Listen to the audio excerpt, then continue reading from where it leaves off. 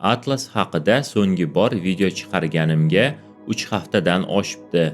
Bu orada Garvard universiteti professori Avi Loeb o'zining kometa haqidagi anomaliyalar ro'yxatiga yangi ilmiy argumentlarni qo'shib qo'ydi.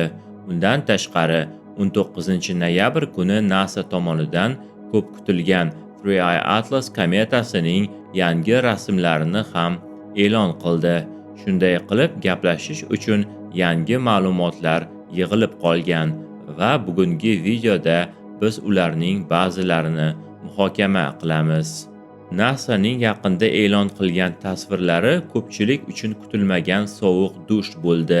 Mars orbitasidagi MRO va boshqa kosmik apparatlar tomonidan olingan suratlarda biz yuqoriroq sifatga ega tasvirni emas, qandaydir xiraroq, hafsalani pir qiluvchi manzaraga guvoh bo'ldik.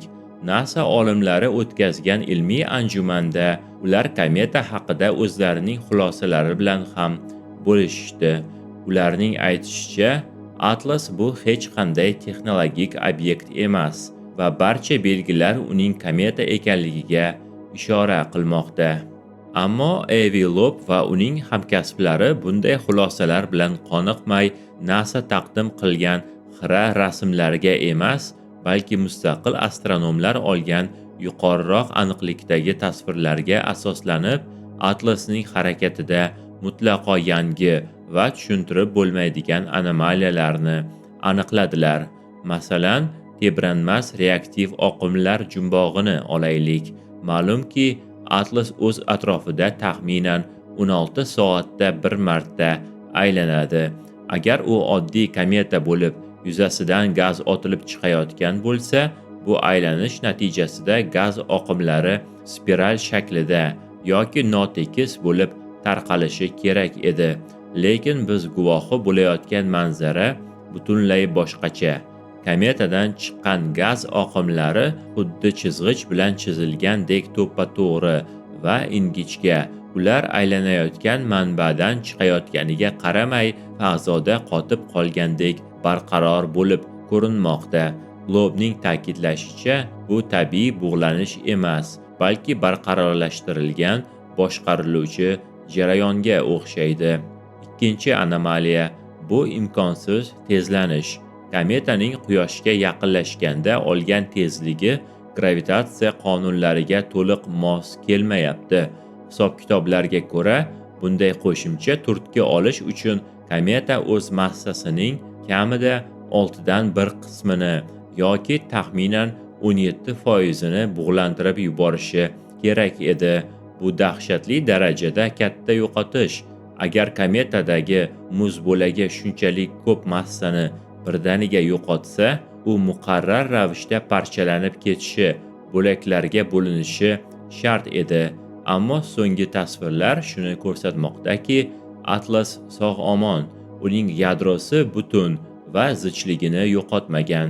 Qanday qilib ham butun qolish, ham reaktiv dvigatel kabi tezlanish mumkin degan savol hozirda fiziklar uchun boshqotirma yaratmoqda.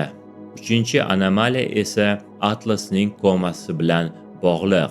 Yangi tahlillar shuni ko'rsatdiki, yadro atrofidagi yorug'lik qobig'i g'ayritabiiy darajada simmetrik va silliq. Oddiy kometalarda gaz otilishi tartibsiz bo'lgani uchun koma ham notekis ko'rinadi. Atlasda esa yorug'lik qobig'i ideal sferani eslatadi. Go'yoki uning ichida tartibsiz portlashlar emas, balki bir maromda ishlayotgan energiya manbai bordek. Hozirda vaziyat juda qaltis. Bir tomonda NASAning hammasi joyida, bu shunchaki kometa degan xotirjam bayonotlari. Ikkinchi tomonda esa professor Loeb kabi bir guruh olimlarning bunga qarama-qarshi hayqiriqlari. Atlas shunchaki bizning osmonimizda uchib o'tayotgani yo'q. U bizning koinot haqidagi bilimlarimizni sinovdan o'tkazmoqda. Xulosa qilib aytganda, bu samoviy mehmon o'zining sirini osonlikcha ochmoqchi emas. U biz ilgari hech qachon ko'rmagan hodisalarni namoyish etmoqda. 19 dekabr kuni u Yerga eng yaqin masofaga kelganda, balki biz bu jumboqning yechimini toparmiz. Ungacha esa Atlas insoniyatga oddiy bir haqiqatni eslatib turibdi. Koinot biz o'ylagandan ko'ra ancha murakkabroq va syurprizlarga boyroqdir. Keyingi videolarda ko'rishguncha xayr.